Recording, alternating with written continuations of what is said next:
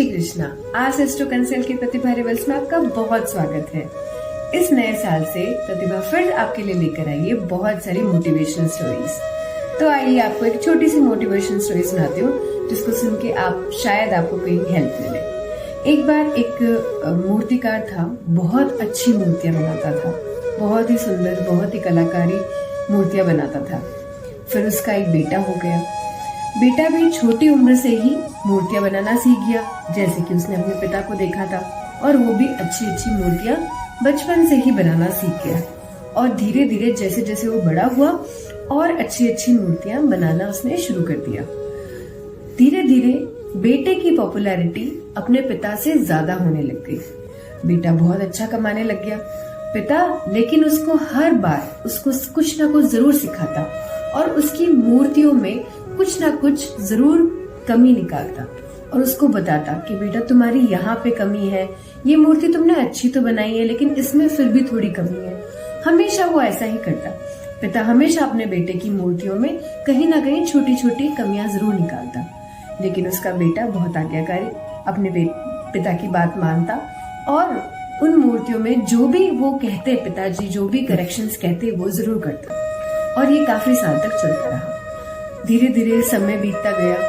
जैसे कि आप जानते हैं, जैसे कि हम आगे बढ़ते हैं, ऊपर बढ़ते हैं, पॉपुलर होते हैं, तो हम थोड़े आगे वाले लोगों को, अपने बड़ों को छोटा दिखाना शुरू कर देते हैं। सोचते हैं हम सबसे सुप्रीम है, वी क्या जानते हैं। सेम थिंग वो बच्चा भी करने लग गया।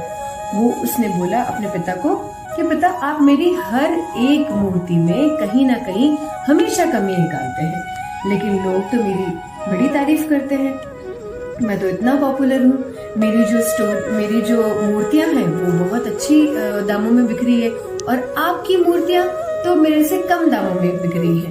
तो ये क्या बात हुई? इसका मतलब मेरे अंदर कोई कमी नहीं है, कमी आपके अंदर है। ऐसा बोलकर वो वहां से चला गया।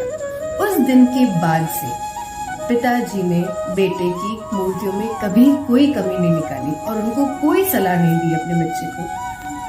धीरे धीरे बेटा अपनी मूर्तियां बनाता चला गया, लेकिन समय चलते चलते उसकी मूर्तियां जो बन रही थी उसके अंदर कमी आने लग गई। लोग उसकी पॉपुलैरिटी कम कर दिए, उसकी जो मूर्तियां बन रही थी वो अच्छी नहीं लगने लगी लोगों को और उसके दाम घट गए।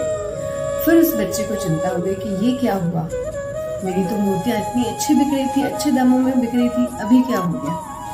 फटाफट वो अपने पिताजी के पास गया और पिताजी से उसने पूछा कि पिताजी मेरे साथ ऐसा क्यों हुआ? तो पिताजी मुस्कुराए और बोले, बेटा कोई बात नहीं, होता है, मुझे पता था कि तू मेरे पास जरूर आएगा इसका हल जानने के लिए। और इसका हल यही है कि जब भी मैं तुझे कमी बताता, वैसे तो तुझसे अच्छा मूर्तिकार कोई नहीं है, कोई नहीं तुझसे अच्छा बना सकता है, लेकिन जब भी तू मेरे पास में कुछ पूछने आता तो मैं जरूर तुझे कोई सलाह देता और तू उसको इम्प्रूव करने में, तू उस मूर्ति को और अच्छा बनाने में और मेहनत लगाता और जी जान लगाता और उस अच्छे को भी और अच्छा बनाता, तो तेरा जो मूर्ति बनाने का जो कला थी वो और निखरती गई। यही एक सीख है सभी के लिए कि अगर हम ये सोच लें कि हम जो करते हैं वो बेस्ट है, हमसे अच्छा कोई कर ही नहीं सकता और हमें इससे आगे कुछ सीखना ही नहीं है, तो कभी हम सक्सेस नहीं पा सकते। और अगर मान लो हमने सक्सेस पा भी ली है, अगर हम फर्स्ट पोजीशन पे भी हैं, तो वहां पे टिके रहना बहुत मुश्किल है। तो उसके लिए, टिके रहने के लिए हमें क्या करना पड़ता है? सदा ये भावना रखनी पड़ती है हमारे मन में कि हमें और सीखना है। ऐसे नहीं कि हम बस जो हैं बहुत अच्छे हैं, हमें इसके आगे कुछ भी नहीं सीखना है। नहीं, हमेशा यही सोचना चाहिए कि हमें कुछ ना कुछ हर किसी से सीखना है और हमें और इम्प्रूवमेंट करना है, जो पैशन, जो भी काम हम करते हैं। सो इसी छोटी सी स्टोरी के साथ में धन्यवाद।